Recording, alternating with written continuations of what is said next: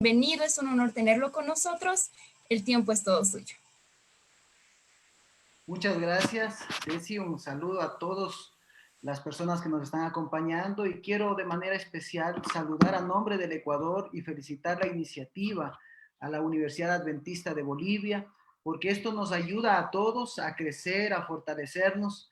Y para nosotros como Ecuador, acá desde la mitad del mundo, tenemos siempre gratitud por hacernos partícipes de estas jornadas en las cuales todos como países, todos en Sudamérica, crecemos. También para nosotros una gratitud especial ahí a nuestros amigos y a nombre de la Iglesia en el Ecuador, un saludo para todos los oyentes quienes nos están en esta noche acompañando. Por el tiempo quiero ingresar aquí a mi tema. Nosotros queremos desde Ecuador compartir los inicios de la Iglesia Adventista en el Ecuador. Y yo primero quiero agradecer a algunas personas que han hecho partícipe de esta investigación. Y primero que al doctor Cristian Álvarez. Para nosotros él comenzó un plan de recolección de datos hace unos años atrás y nosotros estamos continuando con ese legado que él dejó.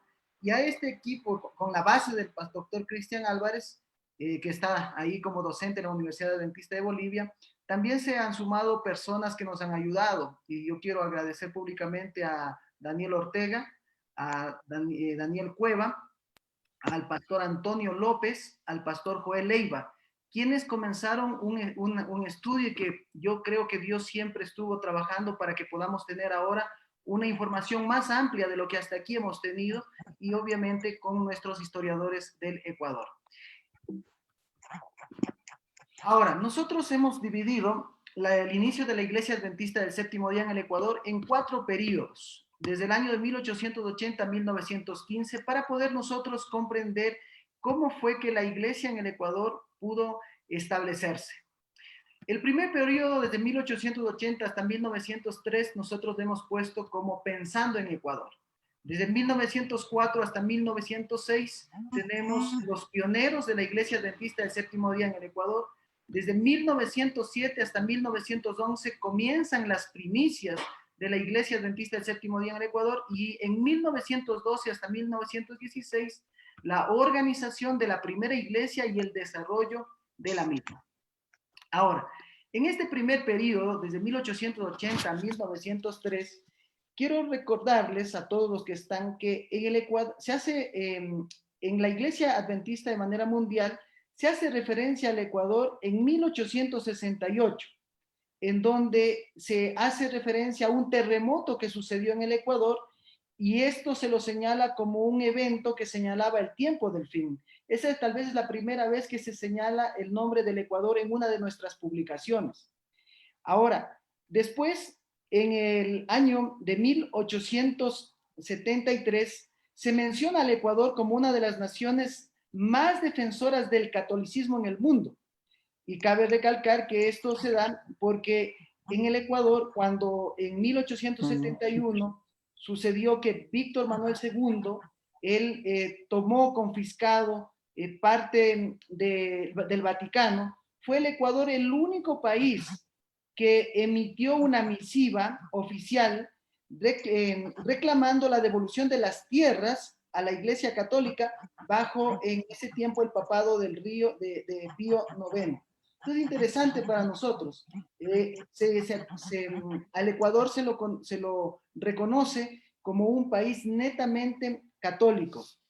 Otro detalle es que también se la conocía como el país más intolerante para el protestantismo. Ese es un tiempo en el cual en el Ecuador no existe una introducción del mensaje adventista. Para 1894, en el Ecuador sucede algo interesante. En el Ecuador se abren las puertas al protestantismo, fruto del conflicto que hubo, un conflicto interno en el Ecuador por el buque Esmeralda. ¿Qué sucedió? Chile estaba comprando este buque a Japón, pero no podían comprarlo con la bandera chilena porque ellos habían dado un cometido, habían dado un anuncio sobre la guerra que había existido entre China y Japón. Entonces no le podían comprar directamente el buque. Y hubo ahí movimientos políticos y en vez de poner la bandera chilena, colocan la bandera ecuatoriana. Y eso hace que el patriotismo de los ecuatorianos venga a hacer una revuelta para comenzar a fortalecer ahora una revolución liberal.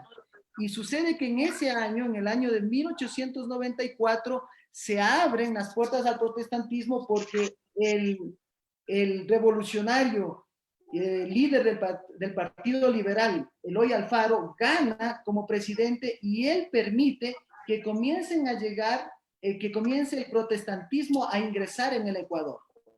Esto como un preámbulo. Luego, en el Ecuador, en 1897, la Asamblea Nacional Constituyente declara oficial, ¿sí? Y por primera vez la libertad de conciencia en el Ecuador y la abolición del concordato previamente dictado por el Vaticano. Este es el contexto político, social que sucede en el Ecuador entre los años 1894 y 1897. Pero en el año 1896, Weber es el líder de la misión de la costa oeste. Él le fue comisionado para establecer la obra a través del colportaje de la literatura en los países de Perú, Ecuador, Perú, Chile y Bolivia. Pero él se dedica específicamente a Chile y él en 1901 acepta que su trabajo fue concentrado en Chile y que él en su pensamiento estaba pensando en Bolivia, Perú y Ecuador. Es decir, él era consciente de que no había avanzado la obra en este país. Ahora, en 1902, Thomas Davis, él tuvo que viajar de retorno para Estados Unidos porque tuvo una enfermedad, lo cual le hizo que él tomara la decisión de regresar a Estados Unidos. Pero en su retorno, él desembarca en Guayaquil y baja en el puerto de Guayaquil y por varias horas él mira el Ecuador y comienza a pensar en el Ecuador como un país que debe ser alcanzado. En ese mismo viaje, al conversar con un jamaiquino que había aceptado la verdad del sábado, comienza a preguntarle sobre la situación y este jamaiquino le dice que en el año de 1900 algunos jamaiquinos adventistas le habían dado el mensaje a él y ellos habían llegado al Ecuador específicamente para trabajar en la construcción del ferrocarril trasandino. Esto sucede en el año de 1902. Cuando Thomas Davis llega a Estados Unidos, él promueve la idea de llevar el mensaje al Ecuador entre sus conocidos y la iglesia de manera general. Y es impactante cómo él comienza a motivar a la iglesia en Estados Unidos para poner a Ecuador como un foco importante para la predicación del evangelio. Y él toma la decisión de retornar, pero su retorno ahora para Sudamérica tenía que estar netamente relacionado con el Ecuador. En la segunda periodo, desde 1904 a 1906, nosotros vamos a ver quiénes fueron los pioneros de la Iglesia Adventista del Séptimo Día en el Ecuador. Obviamente, Thomas Davis, 1902-1903, hace este trabajo y él llega al Ecuador con su familia el 30 de agosto de 1904. Y comienza la obra en el Ecuador a través de la literatura. Las publicaciones son la entrada a los hogares y de manera específica el libro Patriarcas y Profetas, porque este era el único traducido al español y es el más vendido de manera especial en Guayaquil. Su trabajo principalmente, y esto quisiera recalcar, se desarrolló entre los protestantes establecidos en la ciudad y no entre los católicos, porque obviamente tenía una tremenda dificultad de hacer ese trabajo.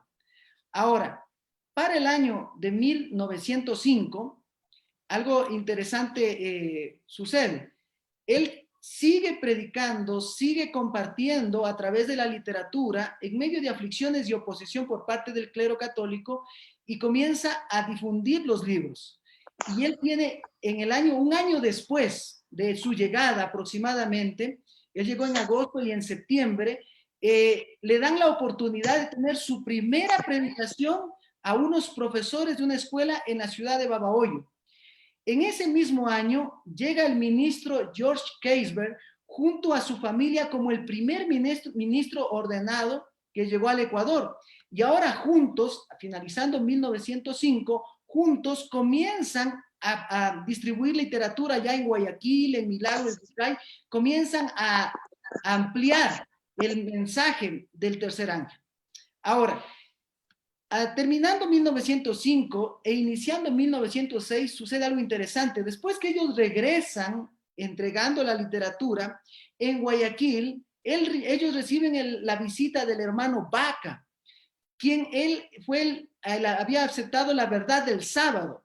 Él se convierte en el primer observador del sábado ecuatoriano, es el primer observador del sábado nativo. Y eso es algo interesante, mirar que en el Ecuador comienzan a aceptar la verdad del sábado, pero obviamente muchos no toman una decisión de bautismo y comienza a tener una dinámica de la predicación del evangelio interesante. Ahora, en 1906 sucede algo también interesante. Cuando ya sucede esta visita por el mes de marzo, más o menos, en ese mismo año, el 24 de abril, el pastor Keisberg decide partir hacia Ambato junto con Thomas Davis. Y ellos deciden hacer de esta ciudad el centro de operaciones. ¿Por qué se fueron allá? Porque todas las misiones evangélicas los protestantes habían hecho de la ciudad de Ambato su centro de operaciones y más factible era la predicación. ¿Por qué? Porque en esta ciudad habían pensadores ecuatorianos que habían logrado que las personas aceptasen no solamente el mensaje católico, sino principalmente que comiencen a tener una mentalidad un poco más amplia. En ese mismo año, en el año 1906, se organiza la misión ecuatoriana con 10 observadores del sábado. Dentro de ellos, la familia de Thomas Davis y el pastor Keisberg. Con sede en Ambato y en este año pasa a ser administrada directamente por la Unión Sudamericana, formada en ese tiempo. Nosotros aquí tenemos algo muy importante. Como pueden mirar, comienza en Guayaquil, ¿sí? El mensaje. Luego, ahora, en 1906, pasa a ser la sede en Ambato y ahí comienza nuevamente a ampliarse las fronteras. Luego, en ese mismo año, tanto el pastor Keisberg como Thomas Davis deciden viajar a la costa sur del país y ellos viajan hasta Santa Rosa, Zaruma, Portobelo, y lo interesante de este viaje es que ahora ellos ahí comienzan a tener predicaciones sobre las profecías de Daniel. Y esas predicaciones comienzan a tomar efecto, además de la literatura que ellos compartían en ese tiempo. Ahora, hasta ahí nosotros podemos ver los pioneros. Prácticamente Thomas Davis, que vino primero, y luego el pastor Keisberg como el primer ministro ordenado. Nosotros ahora, desde 1907 hasta 1911, comienzan a tener los primeros resultados. ¿Qué es lo que sucedió? En 1907 sucede algo importante para el Ecuador. Como resultado de una escuela de enseñanza de inglés en Ambato, instituido por el pastor Keisberg y continuado por Davis, se tiene el primer converso registrado en el Ecuador, el profesor Carlos Yepes. Él tenía 26 años, era un joven de clase alta, tenía estudios superiores y fue bautizado ese año en el mes de junio por el pastor José Westphal, que vino a visitar el Ecuador en la ciudad de Ambato. Y aquí tenemos algo importante. Este centro de estudio de inglés viene a ser como el primer centro de influencia establecido porque fue el primer método de predicación diferente al colportaje en ser empleado en el país y de ahí se tiene el primer fruto que se tiene registrado. Ahora, en ese mismo año, tristemente, en un mes después aproximadamente, muere Susana Balbuena, la esposa de Thomas Davis, el 16 de julio. Ella muere por una enfermedad tropical y como Ecuador se hizo un reconocimiento al trabajo de esta mujer como misionera al entregarse junto a su esposo a la predicación en condiciones muchas veces desfavorables. Ustedes pueden mirar ahí en la imagen, en la parte de arriba está el pastor José Westphal, que bautizó al primer converso ecuatoriano, y en la parte de abajo está el cementerio donde fue sepultada la esposa de Thomas Davis, la hermana Susana Balbuena. Ahora, algo que generalmente no se nombra en los estudios o no se le ha dado un realce es lo que sucedió en 1908. Delwyn Buckner un docente de inglés en Ambato, él vino como misionero de Estados Unidos. Vino a trabajar distribuyendo literatura adventista entre sus alumnos. Por lo menos se tiene registrado que él hizo este trabajo hasta 1932. Él cuenta que cuando estaba en las clases, él les entregaba los evangelios a los muchachos y los chicos leían y lo guardaban para que no pueda ser eso confiscado, no les sea quitado por parte de sus padres. Esto fue algo impactante, no se habla mucho de Delwyn Buckner, pero creemos que lo que él hizo con las mentes de estos niños y de estos jóvenes, en el futuro comenzó a dar más resultados. Ahora, en ese mismo año hubo cambios importantes en la Unión Sudamericana. Tomaron un voto ahí en esta reunión y el pastor Keisberg fue enviado como director al Colegio Adventista en Chile, en Púa. Y William Steele vendría ahora al Ecuador a dirigir la obra. Este también era enfermero y como enfermero comenzó también la obra médica misionera en el Ecuador.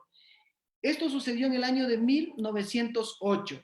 Ahora, en esa misma reunión, Thomas Davis es encargado del colportaje para casi toda la costa oeste sudamericana y en lugar de él viene Octavio Navarrete, quien es un colportor chileno, y él vino a tomar su lugar.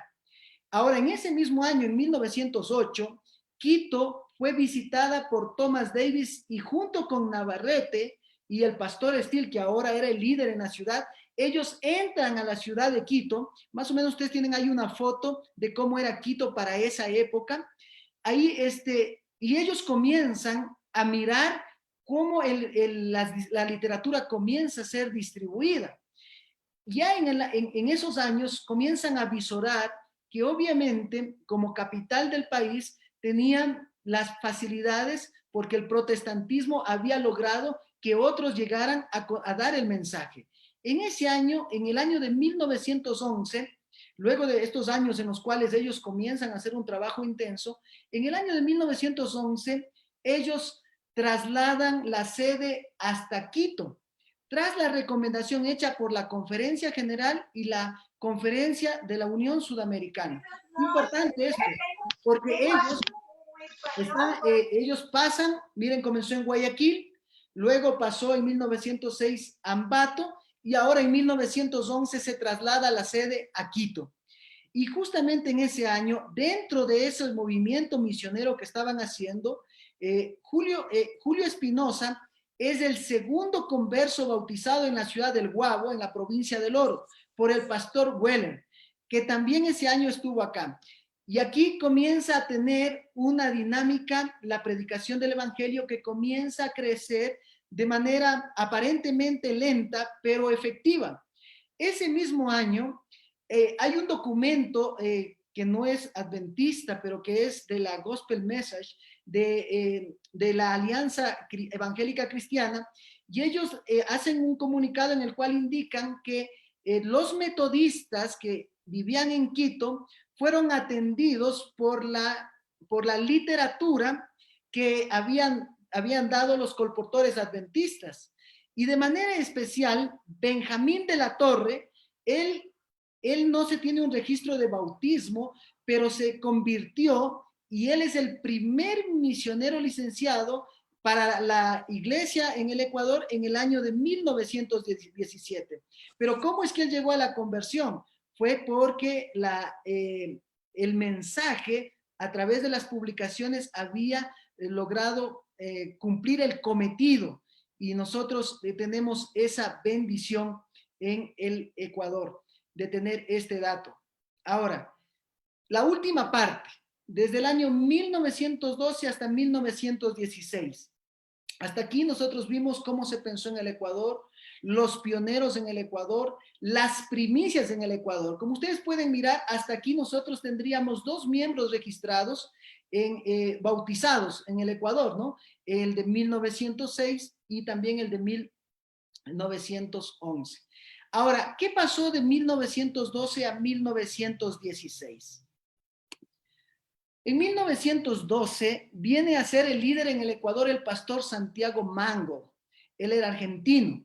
¿sí? Y él llega, él informa que el 15 de junio fue organizada por el pastor Francisco Westphal la primera iglesia adventista del séptimo día en el Ecuador con 8 miembros. Pero después de haberla organizado, al siguiente día se añaden 2 más. ¿Sí? Con esto tendríamos 10 personas que en ese día que fueron organizados. Y contados los 2 primeros miembros que se tenían, en el año de 1912 es organizada la iglesia y se tiene una membresía en el Ecuador de 12 miembros. Y esto es interesante porque a partir de este año comienza una dinámica diferente en la cuestión de la predicación del evangelio. En el siguiente año, en 1913, también en el Ecuador se inaugura el primer departamento de la misión ecuatoriana. Y el primer departamento en el Ecuador organizado es el de la escuela sabática. Y esta escuela sabática fue dirigida por la esposa del hermano John Osborne, quien fue misionero, licenciado y enfermero que había llegado al Ecuador en 1910. Ahora, estos son años en los cuales, como pueden ver en el Ecuador, hay cambios de líderes, pero esos cambios de líderes no afectan ya en la misión con los hermanos que comienzan ahora a trabajar. En el año de 1914, viene ahora a ser presidente Knight, y él preside la misión ecuatoriana junto a John Osborne. Él hace las funciones de secretario tesorero y en ese año la misión ecuatoriana pasa a formar parte de la Unión Incaica y a partir de este año se hace un énfasis netamente evangelístico. El pastor Knight es uno de los que le gustaba la predicación del evangelio de manera intencional. Ahora, el resultado de este trabajo hace que en 1916 se tengan ya 23 miembros bautizados y a partir de ahí comienza a haber un desarrollo de la Iglesia Adventista del Ecuador. Si ustedes pueden mirar, nosotros desde que comenzó el sueño en la mente de Dios primero y luego en la mente de Thomas Davis y luego apoyado por el pastor Keisberg, nosotros podemos ver que en esos 12 años 23 miembros aproximadamente se habían bautizado. Estos son miembros bautizados. No tenemos, aparte se tienen los que eran observadores del sábado.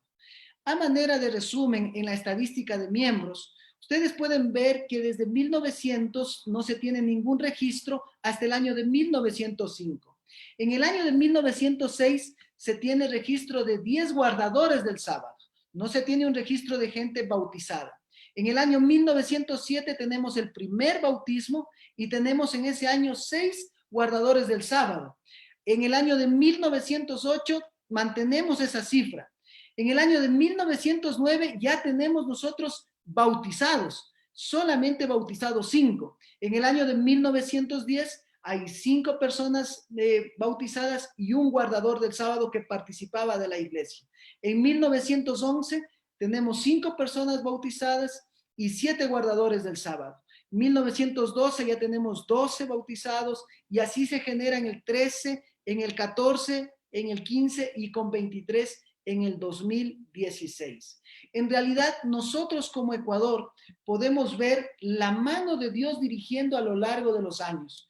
Nosotros tenemos gratitud al Señor por todo lo que ha sucedido en este tiempo, por todo lo que Dios ha hecho. Y principalmente hoy nosotros tenemos 2 misiones en el Ecuador, tenemos 53,000 hermanos adventistas que están esperando al Señor Jesucristo. Y en estos primeros años, hasta 1916, el Ecuador recibió la bendición de la luz del Evangelio y hoy seguimos con esa misma pasión, con esa misma entrega, con ese mismo deseo de que más personas conozcan el mensaje de Dios, aún en medio de las adversidades que tuvieron nuestros pioneros, que ha tenido la iglesia a lo largo de la historia y que también en nuestros días se puedan presentar. Para nosotros como Ecuador, este es un resumen de la investigación hecha desde el año de 1880 hasta 1916. Queremos agradecer por ponernos atención a nuestra ponencia.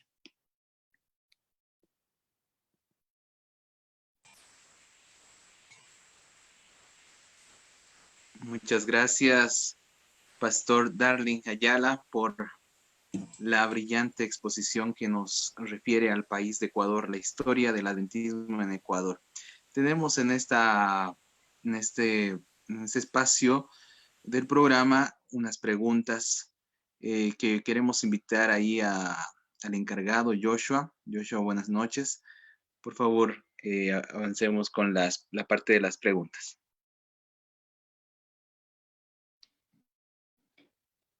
Buenas noches. Hoy vamos a reemplazar a Joshua. Muy bien. Pastor, saludarlo con todos desde acá. Gusto nuevamente en poder verlo. Por ahora estoy aquí, pero para mí es un gusto nuevamente. Tenemos acá las preguntas que hemos estado viendo y una de ellas es, ¿hubo alguna dificultad institucional en cuanto a instituciones educativas, instituciones en cuanto a la salud quizás? Sabemos que Ecuador hoy en día no cuenta quizás estudio superior, ¿no? ¿Se debe tal vez a alguna dificultad que se ha venido presentando en ocasiones anteriores? Bueno, en realidad el Ecuador tiene una institución superior que es el ITSAE-CADE. Tenemos carreras en el área de contabilidad y enfermería, pero en el Ecuador durante estos primeros años había una ascendencia en todas las áreas, en el área política y en el área religiosa. Estaba dirigido por los jesuitas e independientemente, aunque en el Ecuador hubo libertad religiosa, no significó que abiertamente se podía implantar cualquier tipo de institución.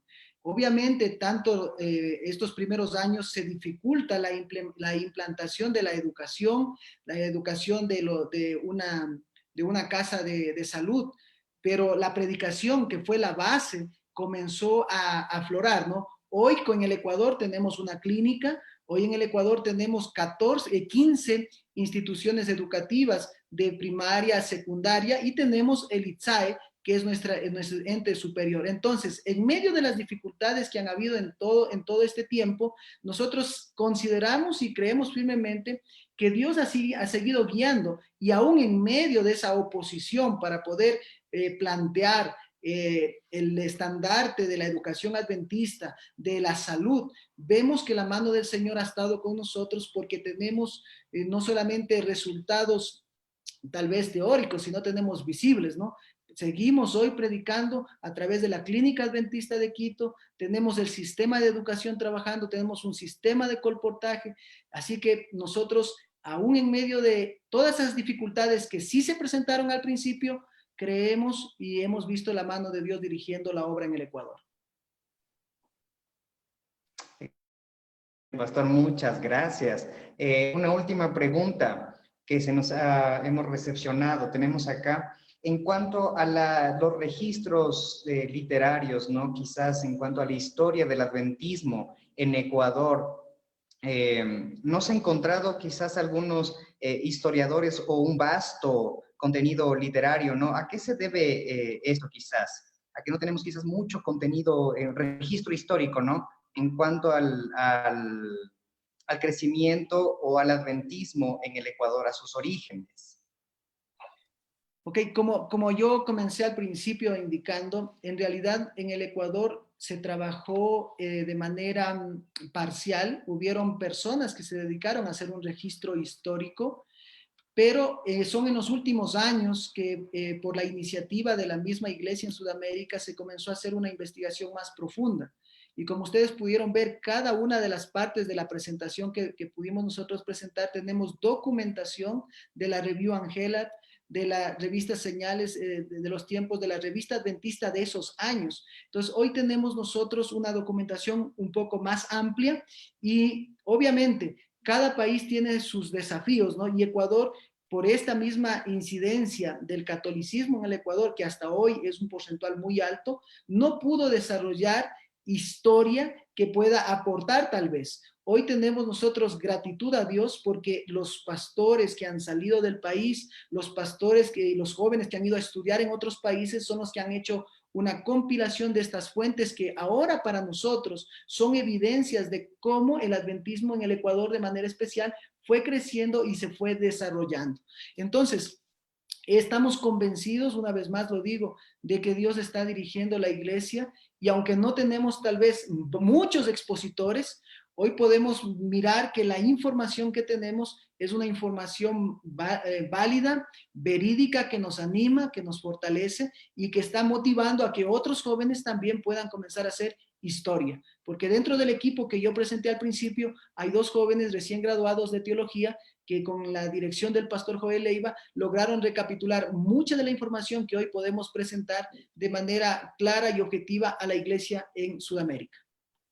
Pastor, muy agradecidos por sus respuestas y damos paso a la programación. Muchas gracias.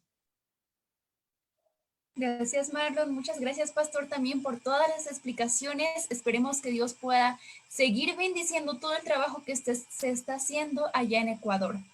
Nos gustaría poder entregarle un certificado por la presentación que realizó. Voy a pedir al licenciado Vladimir Chuquimia que pueda realizar esta entrega.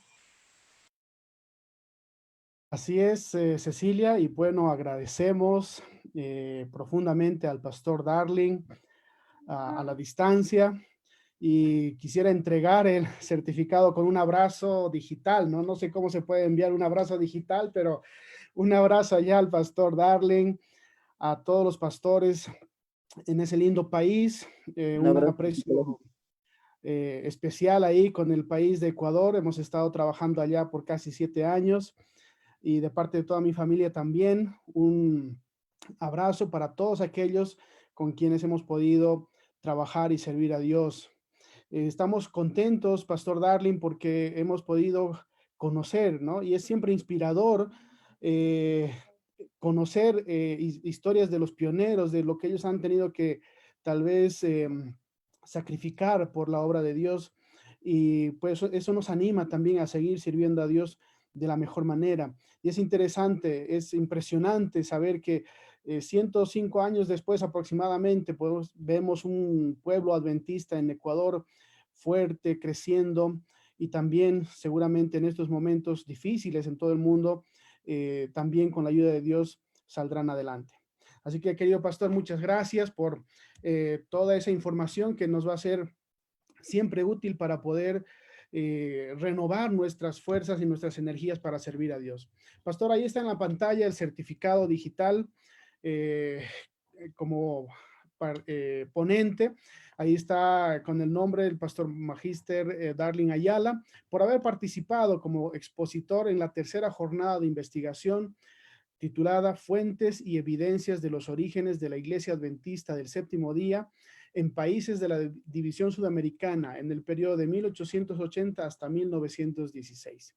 Y ahí están las firmas digitales de nuestro rector, el doctor Pastor Eber Piñeiro, el decano de la Facultad de Teología, el pastor Víctor Choroco, y también el director del Centro de Estudios y Memoria Adventista aquí en Bolivia, el doctor y pastor Samuel Antonio. Pastor Darling, muchas gracias.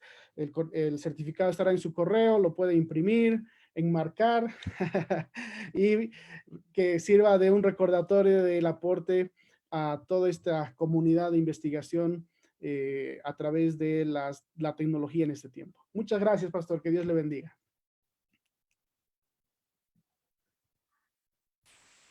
Muchas gracias, licenciado, por la presentación del certificado. De nuevo, pastor Darling, muchas gracias por haber participado con nosotros esta noche. Fue interesante poder escuchar tantas cosas interesantes del Ecuador. Ahora, amigos, nuestro programa continúa. Alejandro, ¿qué tenemos a continuación? Te pedimos que puedas comentarnos sobre nuestro siguiente expositor. Bien, bueno, queremos continuar con un expositor muy reconocido aquí en nuestra Universidad Adventista de Bolivia, sin duda también en otros lugares también. Y quiero mencionar un poco su biografía que tenemos acá. Vamos a presentar al pastor y doctor Miguel Ángel Salomón Méndez. Él nació en Trinidad, Beni, Bolivia. Está casado con Mónica Castellano hace 49 años. Tiene 3 hijas y 6 nietos. Entre el estudio superior que él tiene, bachiller en teología en el Centro de Educación Superior Unión, que hoy en día es la Universidad Unión Peruana Unión, y tiene también los estudios de posgrado. Obtuvo su maestría en teología en el Seminario Adventista Latinoamericano de Teología, SALT, y con especialidades en misionología, sede Perú, también maestría en teología en la Universidad Peruana Unión, especialidad de liderazgo y administración, y sus estudios doctorales también en la Universidad Peruana Unión, doctor en teología. Actualmente el doctor y pastor está jubilado, sin embargo, él sigue haciendo aportes. Estos años pasados estuve aportando también como docente y también los aportes que hace a las diferentes revistas de la Facultad de Teología y entre otros. Vamos a dar la bienvenida al doctor Miguel Ángel Salomón. Doctor, mucho gusto que esté con nosotros. El tiempo a partir de aquí es de usted.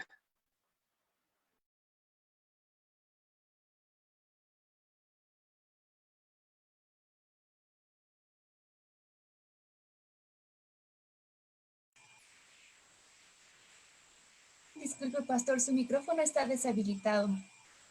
Quizá podemos activarlo.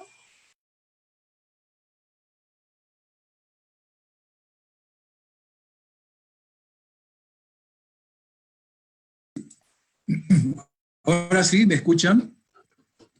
Ahora sí, pastor.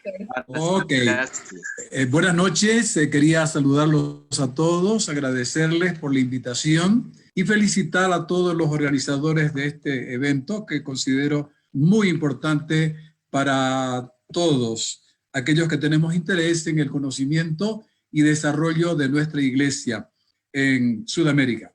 Muy bien, quiero iniciar esta noche esta presentación indicándoles que, bueno, mi afición, yo soy un aficionado, soy un aprendiz de la historia y eso, bueno, tiene un origen. Mientras realizaba mis estudios en la Universidad Peruana Unión, en todo caso en el SALT, Seminario Adventista Latinoamericano de Teología, nos pidieron que hagamos tesis.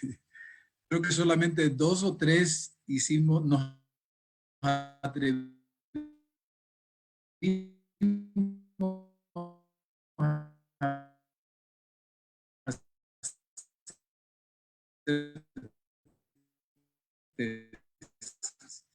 Y esa tesis para mí, yo estaba el mismo día. Desde entonces nació en mí la afición por la historia de la iglesia.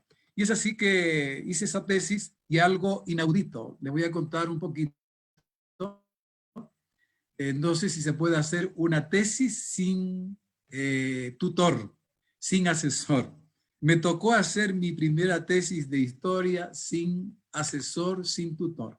La aprobaron, ¿no? Y entonces a partir de ahí empezó mi afición por la historia, por hurgar un poco y desentrañar la memoria histórica o recuperar la memoria histórica de nuestra iglesia.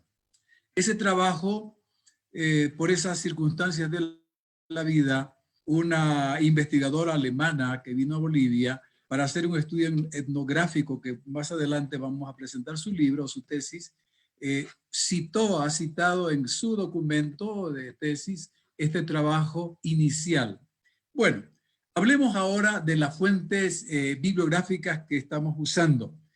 Para todo investigador de adventista, pues ahí tenemos las fuentes clásicas, ¿no? Que nadie puede obviar: los archivos históricos de la Conferencia General, la librería de Andrews University, la Review and Herald, la Enciclopedia Adventista y otras fuentes bibliográficas existentes en otros archivos denominacionales. Sin embargo, en forma específica, ya para trabajar la historia de la Iglesia Adventista del Séptimo Día de Bolivia, nosotros hemos utilizado la revista Adventista con sus diferentes nombres, ¿no? El Faro, Señales de los Tiempos, Revista Adventista, La Atalaya, etcétera, etcétera, cuya publicación ha sido compartida entre Valparaíso y Buenos Aires. En mi caso, muy importante para mis investigaciones, tuve el privilegio y la oportunidad de entrevistarme con el ya fallecido pastor Mariano Pairo, un hombre que fue requerido para presentar documentos de Bolivia para la enciclopedia de la Iglesia Adventista de 1990. En 1963 empezó él a hacer este trabajo porque la enciclopedia apareció en 1966.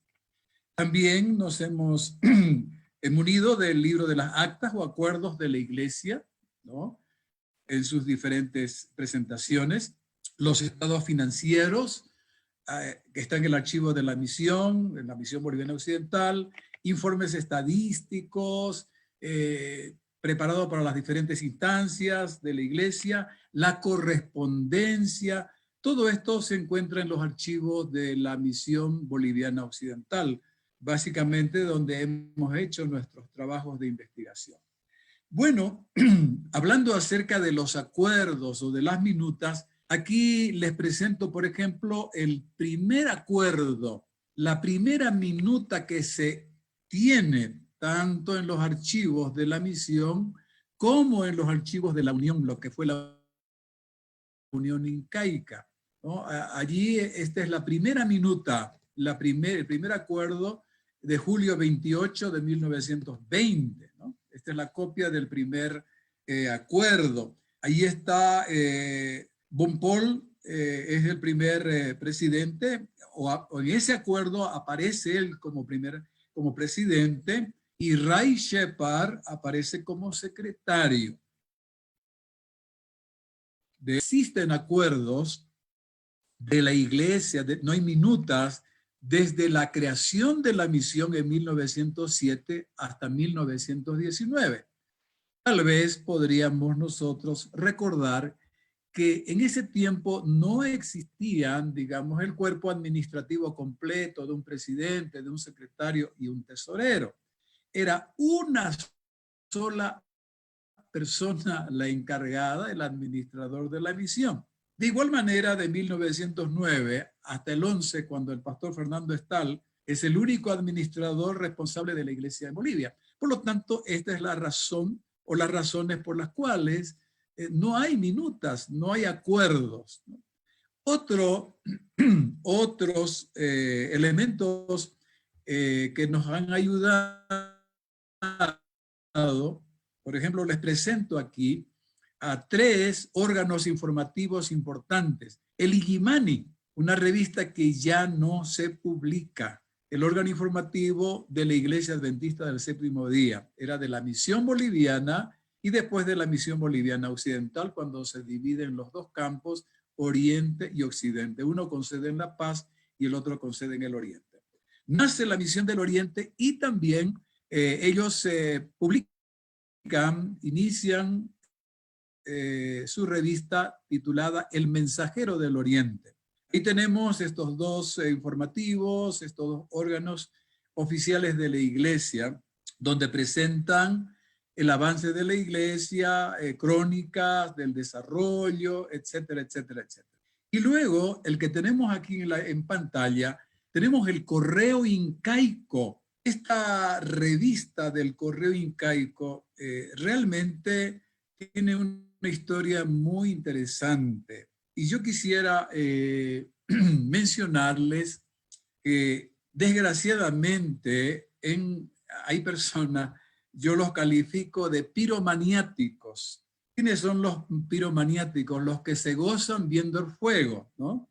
Muchos de los documentos de la Iglesia fueron llevados a la hoguera, pero no la hoguera de la Edad Media, ¿no? Sí, hicieron una fogata y quemaron valiosísima información.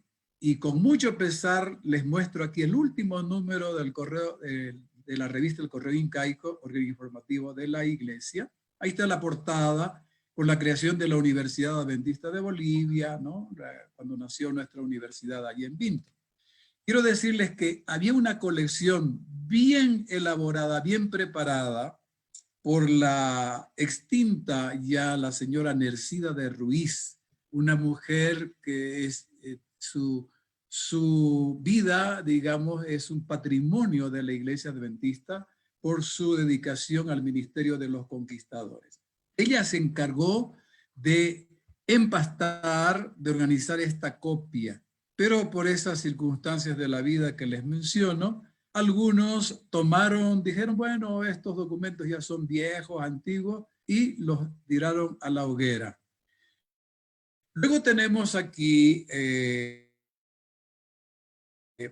pantalla otras fuentes biográficas. Wesley Amundsen trabajó en Collana, la segunda estación misionera de la iglesia, y él escribió un libro, Sons of the Incas, en realidad, y fue publicado por la Review Herald en 1944. En realidad, este libro tiene un título un poquito, yo le he puesto aquí estos asteriscos para decir, ¿no? Sons of the Incas, en realidad es un título mal colocado, porque él hace la historia de los aymaras y tenemos que ser fieles a la historia, y los aymaras no son hijos de los incas. Los aymaras, la civilización aymara existió antes, ¿verdad? Bueno, eso es para tratar y estudiar más adelante en profundidad.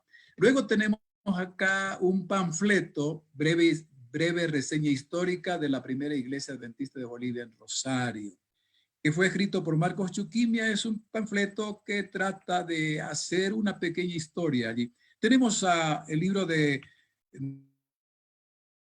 Noel Coronel Gutiérrez, Historia de la Iglesia Adventista del Séptimo Día, en el Alto. Igual recogió algunos relatos de esta, digamos, de la historia de la iglesia. Aquí tenemos el libro que yo les hacía mención. Juliana Strobel-Gregor hizo una tesis en la Universidad de Berlín, ¿no? Para una maestría, un estudio etnográfico de una iglesia adventista en La Paz, ¿no? Fue publicada en 1989 y ella utiliza muchas fuentes adventistas, como no podía ser de otra manera, y les decía que en ese libro hemos tenido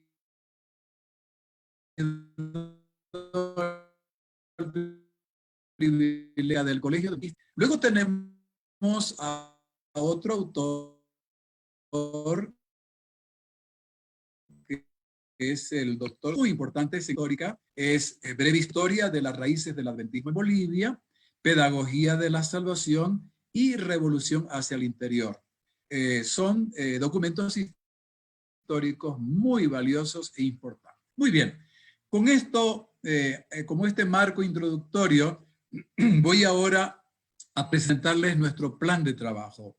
He dividido la presentación en estas partes. Periodo de ingreso, el ingreso del adventismo a Bolivia, 1897-1906. Segunda parte, primera etapa del establecimiento, 1907-1909. Segunda etapa de establecimiento, 1909 a 1911. Tercera etapa de establecimiento, 1912 a 1919, y finalmente el establecimiento definitivo de la iglesia en 1920. ¿Por qué razón hemos hecho esta división? 1840, 1897. A continuación vamos a iniciar el análisis de este periodo.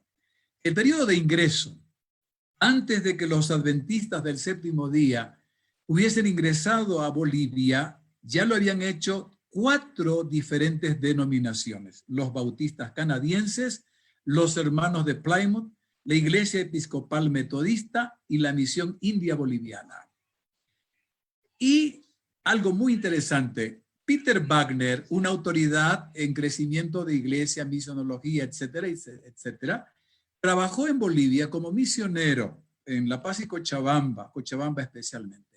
Y Peter Wagner escribió un libro y él nos facilita exactamente nuestro bosquejo. Y él dice lo siguiente: los adventistas del séptimo día fueron los últimos de las 5 misiones pioneras en establecer obra en Bolivia. Habiendo entrado en 1907, les llevó 5 años para establecer el primer bautismo en 1912, 6 años para establecer la primera escuela sabática en 1913 y 13 años para empezar su rápido crecimiento. Interesante que esta declaración de Wagner, como les dije, nos ofrece a nosotros justamente la mirada y el bosquejo de la historia de la iglesia en Bolivia. Vamos con este primer periodo del ingreso. Y tenemos que referirnos a Juan Sebastián Pereira. ¿Quién fue este caballero? Primer representante del adventismo en Bolivia. Juan Sebastián Pereira se cree que es chileno, pero no es así. Se ha rastreado en la historia denominacional y no existe ninguna familia, ningún apellido Pereira en Chile conectado con la iglesia. Se cree que era un ciudadano o brasileño o portugués, ¿no? Él era un colportor de la Sociedad Bíblica, él era un presbiteriano, y aunque todavía, esto es lo interesante, no había aceptado la fe adventista, ya vino a Bolivia a colportar, ofreciendo literatura adventista. Previamente él había sido contactado por Bishop en Valparaíso y llegó a vender los libros, además de los libros de la Sociedad Bíblica,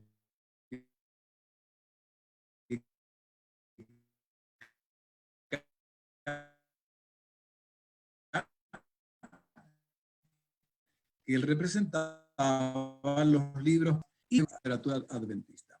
En esa época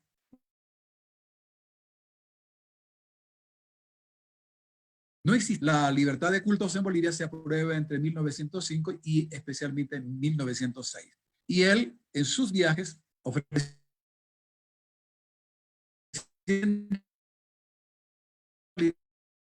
literatura, decía que aquel que divulgue fe religiosa contraria a la fe católica que profesa el país será condenado a muerte. Después de un juicio sumario, Juan Sebastián Pereira es sentenciado a muerte. Y mientras se realiza el proceso, ¿no?, todo este proceso de juicio, el documento llega a las manos del juez Juan Suárez Miranda, un hombre de Quillacollo, cercano a nuestra Universidad de Iavinto. De paso hay una calle allí que lleva el título de Juan Suárez Miranda. Este hombre se interesó por cuál era la razón para que se lo trate de ejecutar a Juan Sebastián Pereira por difundir literatura.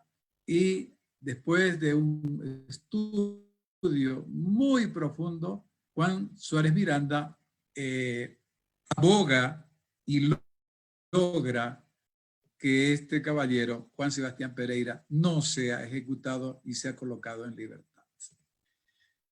Bueno, después de esta primera etapa, primer ingreso de los adventistas, Juan Sebastián Pereira se bautiza, es adventista, hace varios viajes y ahora viene la primera etapa del establecimiento. Eduardo Thomann es un inmigrante junto a su hermano Víctor Thomann, suizos que llegan a Chile, fueron presbiterianos, reciben el mensaje adventista en Chile y estos dos hermanos realizan un trabajo extraordinario en Chile, en Perú y en Bolivia. En junio de 1899 sabemos que la Conferencia General de los Adventistas anexa a la misión Costa Occidental, o sea, Chile, a Bolivia, Perú y Ecuador. En esas circunstancias, después de que Eduardo Thomann con Luis Escobar en otros lugares, el año 1902 vienen a una gira por Perú y luego vienen a Bolivia con el propósito de ver posibilidades de establecer la obra en Bolivia. Colportan, distribuyen la literatura, pero tratan de estudiar posibilidades cómo ingresar de manera oficial al país. Es así que en 1907, Eduardo Thoman es nombrado oficialmente como presidente de la Iglesia Adventista del Séptimo Día en Bolivia. Él se establece en la ciudad de Cochabamba. Su labor en la ciudad y en el interior mayormente fue de colportaje, de distribución de la literatura. Hay que recordar que los hermanos Thoman, especialmente Eduardo, era un hombre muy inquieto para difundir las publicaciones. En ese propósito, compran luego y empiezan a editar la revista de la iglesia. Este hombre era un tipeador, era un compositor de allí de los tipos, ¿no? Y era al mismo tiempo el hombre encargado de la prensa, era el distribuidor, era colportor, era editor, es decir, era un hombre multifacético en el área de las publicaciones. Bueno, esta es la primera etapa de establecimiento. La Iglesia Adventista del Séptimo Día oficialmente se establece en la ciudad de Cochabamba el año de 1907 con Eduardo Thoman como el primer presidente o superintendente, como se decía en aquella época. Llegamos ahora a la segunda etapa del establecimiento. Muy poco se había logrado hacer. Apenas algunos creyentes, algunos interesados, como ya dijimos, Suárez Miranda se convierte en el primer creyente adventista como resultado de su conexión con Juan Sebastián Pereira. Muy pocos adventistas y luego viene esta segunda etapa. La Iglesia Adventista en Sudamérica, para el Congreso del año 1909, realizado allí en Estados Unidos, lanza un SOS. Sudamérica necesita con suma urgencia misioneros, pero misioneros que no cuesten dinero. No hay con qué pagar.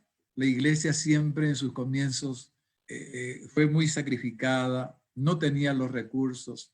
Y allí a ese congreso asiste don Fernando Estal, enfermero, dueños de un sanatorio, y ellos, al escuchar el llamado, el pedido de Sudamérica de un misionero, él se presenta a los líderes de la iglesia y se ofrece para venir a Sudamérica.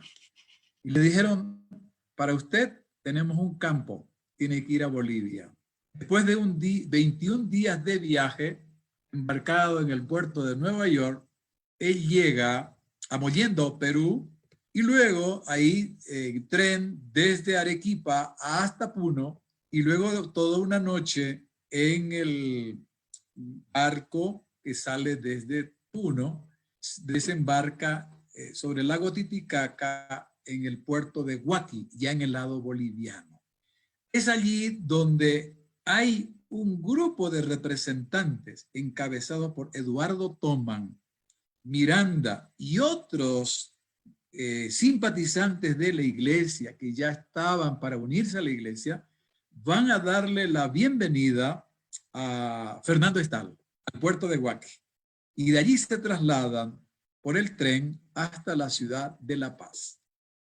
En la ciudad de La Paz, la labor de los Estal, porque es Fernando y Ana, su esposa, dos enfermeros, después de haber vendido su sanatorio, trajeron hicieron su traslado y ofrecieron venir por cuenta propia, recibiendo un salario simbólico de parte de la obra, de parte de la iglesia. Su labor en La Paz, llegando a Bolivia, fue ir a Cochabamba a recibir la misión en Cochabamba con don Eduardo Thoman. Después de un viaje, viajan a Oruro, se despiden, uno toma el tren para Antofagasta y el otro toma el tren de Oruro para La Paz. Y don Fernando traslada la sede de Cochabamba a la ciudad de La Paz. Y en la ciudad de La Paz El primer trabajo de estos enfermeros no podría ser de otra manera. Se abocaron a la creación de un sanatorio allí en la zona, vamos a llamarle la zona noroeste de la ciudad de La Paz. Ellos crean este sanatorio mayormente para atender a la gente más necesitada, la gente indígena, la gente marginada de la población. Por lo tanto, no había acogida de parte de la gente de ciudad, llamémosle así. Los mestizos o los blancos no podían por discriminación, no podían ir a un sanatorio con estas características.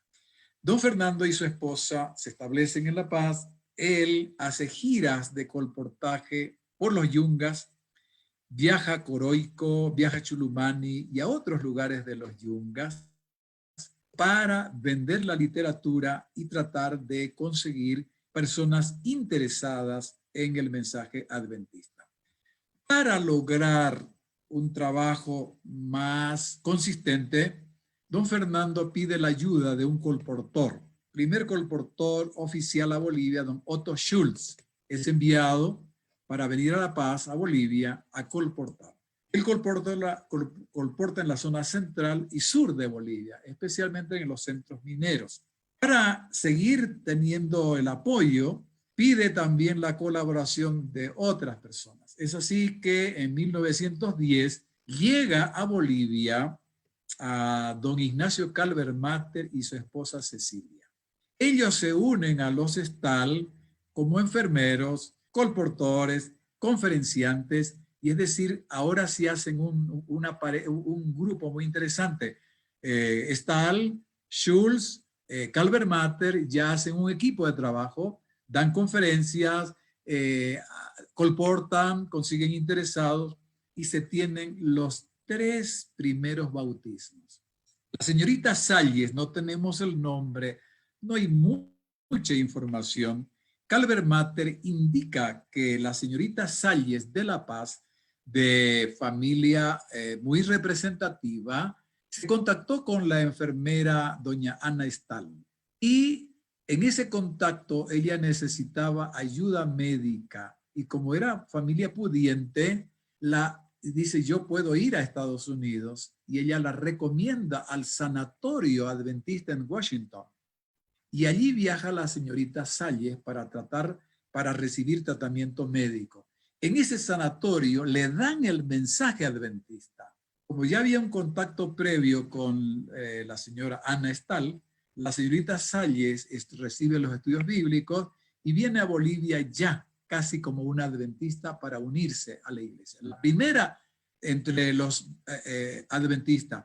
Otra señorita Doering, también de una familia representativa, se uniría a la iglesia como fruto del trabajo tanto de los Calvermater, de los Stahl, pues equipos que estuvieron trabajando por sembrar el mensaje adventista. Luego ingresaría el hermano Gómez, tampoco tenemos los nombres, se convierte en un colportor, trabaja junto a Schulz. Se cree que Gómez fue el primer estudiante boliviano que asistió al Instituto Adventista de Miraflores en Lima.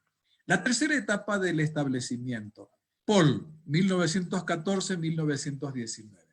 A la salida de los Stahl, después de 2 años, en 1913, la iglesia adventista ya contaba con 19 personas, 9 miembros laicos, un ministro ordenado y 9 misioneros. Paul es nombrado como responsable de la iglesia en Bolivia y se convierte en el tercer representante oficial de la iglesia en Bolivia. Lo teníamos primero a Thoman, a segundo a Stahl y en tercer lugar a Paul. El pastor Stahl, Fernando Stahl, es requerido para ir al Perú. Lo invitaban de Perú continuamente para que él asistiese a Puno, allá a Platería, en esos lugares. Finalmente, después de tantas representaciones que le hicieron a Fernando Stahl y más que todo invitaciones para hacerse cargo de la obra en Puno. 1911, Fernando sale para Puno, y es así que en Bolivia es la tercera etapa del establecimiento. Todavía la iglesia no está enraizada en la comunidad, en la sociedad boliviana. Todavía la iglesia adventista es un grupo que está por allí, pero que no tiene todavía raíces, no tiene todavía los elementos como para decir que ya la iglesia contaba con una estructura de feligresía y de administración. Es interesante que en esta tercera etapa del establecimiento, los misioneros se tienen que retirar del campo. Lamentablemente viene una epidemia de tifoidea a Bolivia y afecta la salud de misioneros que salen, unos a Chile, a Arica, otros a Arequipa, en el Perú, a recibir auxilio médico. ¿Qué hizo William Paul, y qué hizo en su trabajo en la estadía de Bolivia en ese tiempo? Trataron de impulsar la obra del colportaje a través del pastor Lawrence Beans, quien impulsa el colportaje buscando colportores nativos. También se abre una escuela nocturna, una escuela adventista nocturna en la ciudad de La Paz. No hicieron mayor obra. ¿Recuerdan la cita de Wagner, de Peter Wagner? ¿Cuánto tiempo le costó a la iglesia establecerse, no? 1913 recién la primera escuela sabática. 1912 el primer bautizado, y ahí tenemos los primeros. Luego viene la etapa del establecimiento definitivo. 1920. Tenemos aquí el encuentro de dos hombres. Aquí tengo una fotografía del cacique Francisco Tancara junto a su esposa. Y aquí tengo a Ray Shepard también con su familia. El encuentro de dos hombres, dos sueños, dos propósitos, pero una sola misión. ¿Qué es lo que pasaba en esta época? En este tiempo, las comunidades del altiplano boliviano no tenían los servicios educativos, es decir, carecían de educación. Los gamonales, los hacendados, habían usurpado la tierra de los indígenas, de los aymaras, los habitantes de las distintas comunidades del altiplano. Entonces, esta gente clamaba por justicia, buscaban reivindicación. Es así que dos dirigentes de la comunidad de Paasa en Rosario, uno de apellido Halcón y el otro de apellido Tancara, luchan por establecer escuelas en su comunidad. Halcón, utilizando el camino que conectaba el altiplano de Bolivia con el norte chileno, en esos caminos de herradura había un comercio de los habitantes de la provincia Pacajes. En sus camélidos, en sus llamas, transportaban productos propios de la zona del altiplano. Iban al valle de Azapa, a la comunidad de Yuta, en el norte chileno, cerca de Huara, por allí donde, bueno, ya los chilenos conocen y algunos bolivianos también. En estos últimos días Huara ha sonado bastante debido al retorno de los connacionales allí de Chile a Bolivia. Bueno, en esa comunidad, en el Valle de Azapa, en la comunidad de Yuta, la situación social de Chile era muy superior a Bolivia. Tenían escuelas y estos aymaras indígenas que iban de la provincia de Pacajes al Valle del Yuta, la comunidad del Yuta, el Valle de Azapa, encontraban que la situación era distinta. Allá la gente educada, la gente conocía sus derechos, gente que sabía leer, sabía escribir, y entonces allí Halcón trae el sueño ya hecho realidad de educarse y empezar a fundar escuelas allí en la zona en la provincia de Pacajes. Y don Francisco Tancara dice, ¿y yo qué puedo hacer? Yo me he comprometido a fundar escuelas aquí en mi comunidad. Se va a La Paz y en La Paz busca en el gobierno una respuesta para llevar educación a su comunidad. Por eso aquí tenemos 2 sueños, 2 propósitos, una sola misión.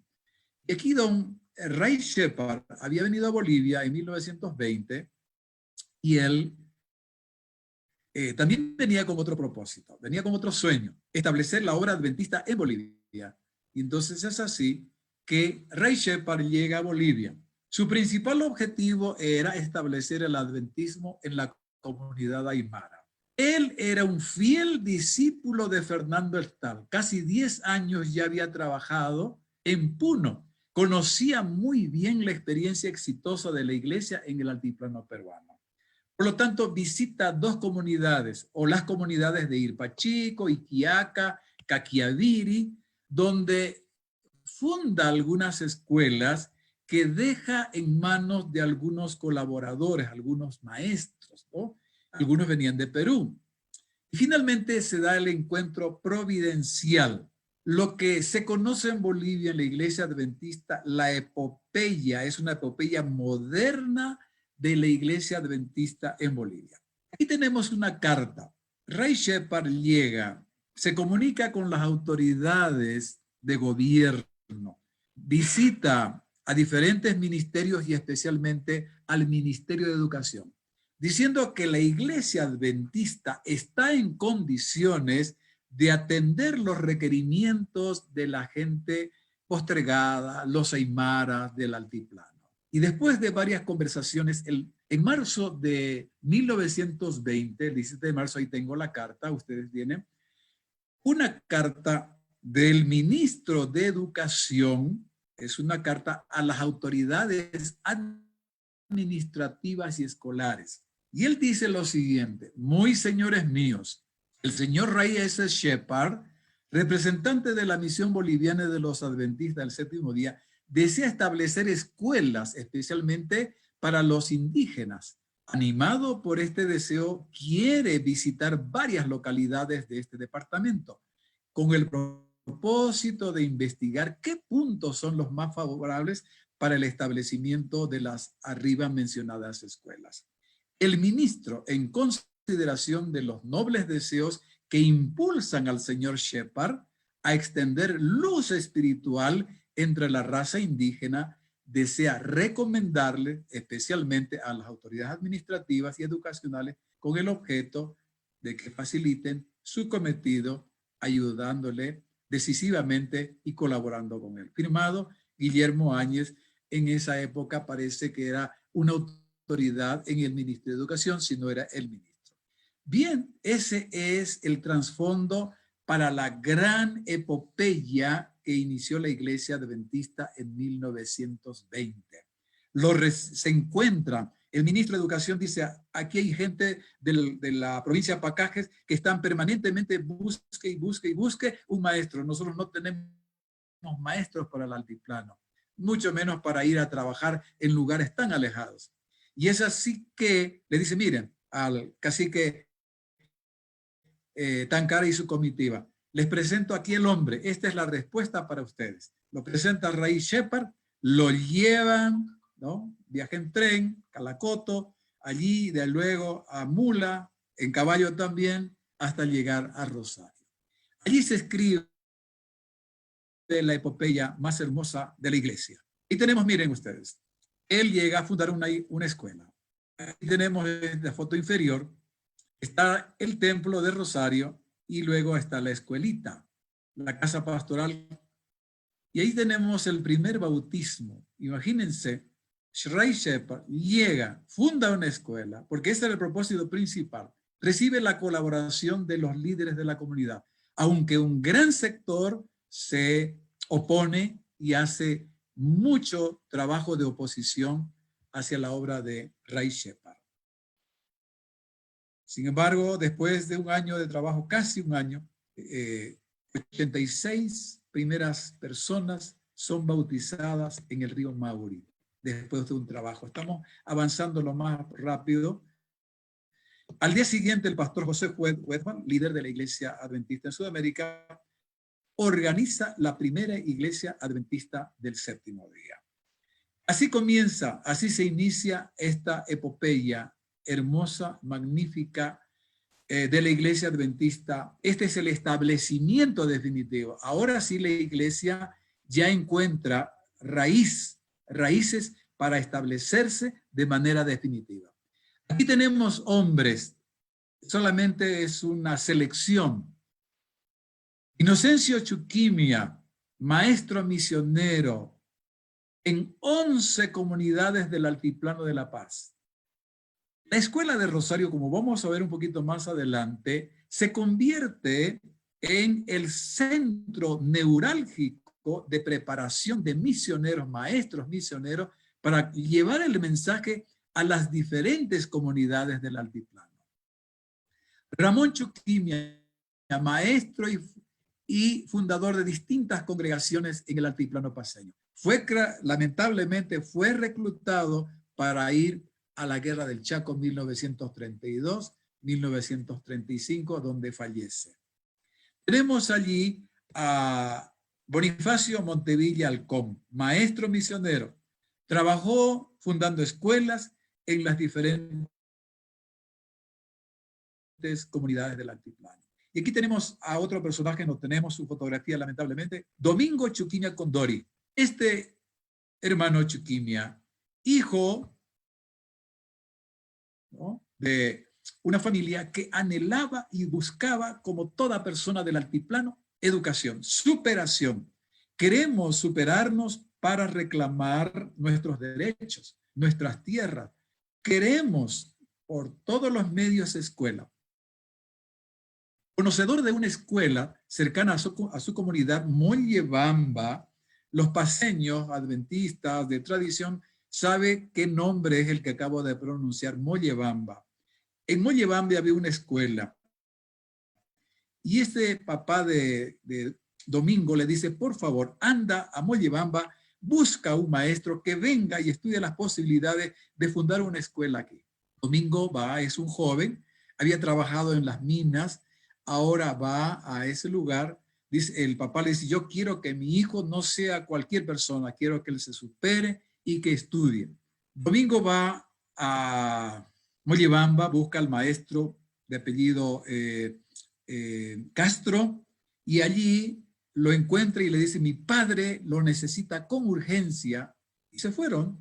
Acepta el profesor Castro y se van hasta el lugar. Tenían que cruzar el río, y al cruzar el río son emboscados por líderes de la comunidad que se oponían a la escuela, que no querían educación, porque si había educación significaba que los indígenas aprenderían a leer, a escribir, y ellos reclamarían sus derechos. Serían personas integradas a la sociedad.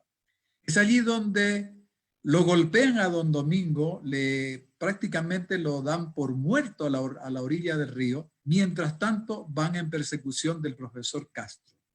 Castro logra esquivarse y llega a su casa y se salva. Al día siguiente se vienen al río para encontrarlo a Domingo muerto supuestamente y enterrarlo. Y no lo encuentran.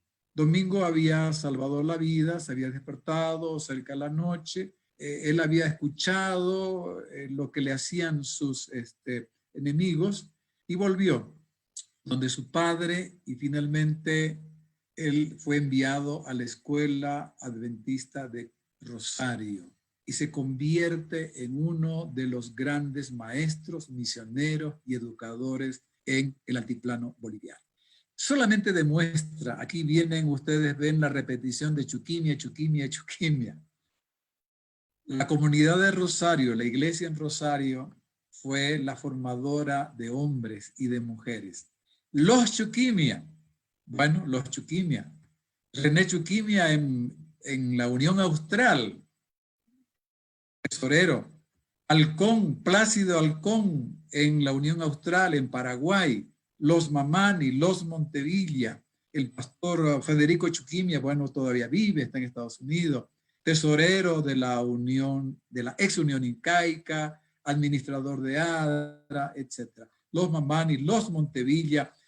Montevilla, ustedes algunos conocen, Julio Montevilla trabajó en Bolivia como evangelista radial y luego se fue a Estados Unidos y trabajó allá y allá se jubiló. Bueno, podíamos hablar de muchos de estos personajes. ¿Qué fue lo que pasó con el fenómeno Rosario? Miren ustedes este dato estadístico. El año 1921, Rosario, la escuela tenía 125 alumnos. Había una escuela, se habían bautizado 155, el total era ese de bautismo. Miren ustedes, 1926 había habido un crecimiento de 679 alumnos, el 543%. De una escuela, 1921, se había llegado a 26 escuelas en las diferentes comunidades y bautismo 275. El total de bautismos acumulados, 1086 bautismos en Rosario. No tenemos tiempo, pero hemos hecho un estudio comparativo con el crecimiento de los grupos evangélicos que ya estaban establecidos en Bolivia, especialmente en La Paz, Cochabamba. La iglesia en este periodo casi triplicó, es decir, creció 3 veces más que los grupos evangélicos que estaban establecidos mucho tiempo atrás en Bolivia. Ahora vamos rápidamente a este informe. Yo lo considero una joya, porque esto realmente es quizás el documento que ofrece el encomio más grande a la obra educativa adventista en Bolivia y especialmente en el altiplano. Carlos Beltrán era un inspector del Ministerio de Educación. Es enviado a la Escuela Adventista de Rosario en 1928 para traer un informe. Y él dice lo siguiente: la educación adventista consiste en desafiarlos a una constante superación, al progreso y al vivir con dignidad. Beltrán indica que los adventistas han enfrentado intrigas, destrucción e incendio de las escuelas y sin embargo no han cesado en sus esfuerzos. Él dice: por cada escuela adventista incendiada o destruida, se han levantado 3 en su lugar. Y añade que el trabajo educativo ha permitido transformar completamente la vida de miles de indios. Indica Beltrán que la influencia educativa de la Escuela de Rosario permitió cambiar lentamente todo el modo de vivir de una vasta comunidad. Beltrán también indica lo siguiente en relación con la escuela. Donde hay una escuela adventista, no hay indios tímidos y temerosos. No permanece ningún vestigio de egoísmo. Los indios educados en una escuela adventista ya gozan de algún confort y son decididos amigos de la higiene personal o corporal. Mantienen una casa limpia, no participan de bebidas alcohólicas de ninguna clase. Añade: no solamente aprenden a leer, escribir y calcular, sino también a vivir mejor.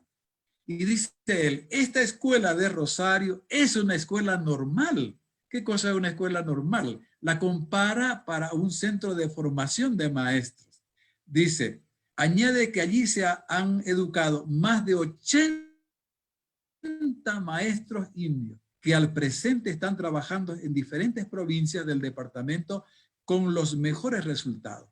Finalmente indica que el problema no resuelto por el gobierno boliviano de brindar educación al pueblo aymara, la Iglesia Adventista lo solucionó trabajando con gran fe y ¿qué más? Y profundo amor, ejerciendo un celo religioso en las actividades que llegó a transformar el carácter de los alumnos, teniendo como base el ejemplo y la absoluta verdad.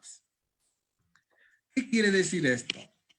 La iglesia logró establecerse finalmente, se afincó, se estructuró en la comunidad de Rosario a partir de 1920, con el trabajo educativo, con Ray Shepard a la cabeza. Y a partir de allí es como un reguero de pólvora que alcanza casi a todas las provincias del altiplano paseño. Pastor. Y entonces, al terminar acá, decimos lo siguiente. Al recapacitar en nuestra historia pasada, habiendo recorrido cada paso de su progreso hasta nuestra situación actual, puedo decir, alabemos a Dios, mientras contemplo lo que el Señor ha hecho, me siento llena de asombro y confianza en Cristo como nuestro caudillo. No tenemos nada, dice, que temer del futuro, excepto que olvidemos la manera en que el Señor nos ha conducido y sus enseñanzas en nuestra historia pasada. Muchas gracias. Muchas gracias, pastor. Excelente exposición de las raíces del adventismo en Bolivia. Queremos pasar rápidamente a dar paso al licenciado Chuquimia, quien pueda hacer el honor de entregar el certificado al doctor Miguel Ángel Salomón. Ya lo tenemos ahí preparado, el certificado. Le pedimos, pastor Salomón, que pueda dejar de proyectar. Muy bien, gracias. Licenciado Chuquimia. Muchas gracias. Agradecemos al pastor Miguel Salomón.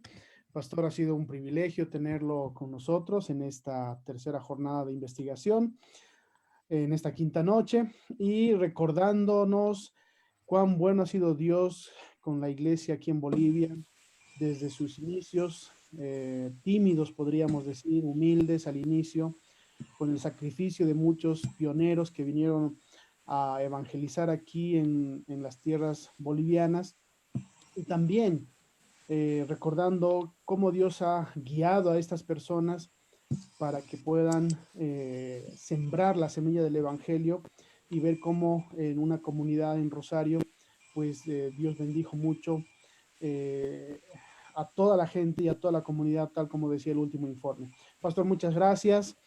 Y aquí está en la pantalla, está el certificado de participación al doctor Miguel Ángel Salomón por haber participado como expositor en la tercera jornada de investigación titulada Fuentes y Evidencias de los Orígenes de la Iglesia Adventista del Séptimo Día en Países de la División Sudamericana.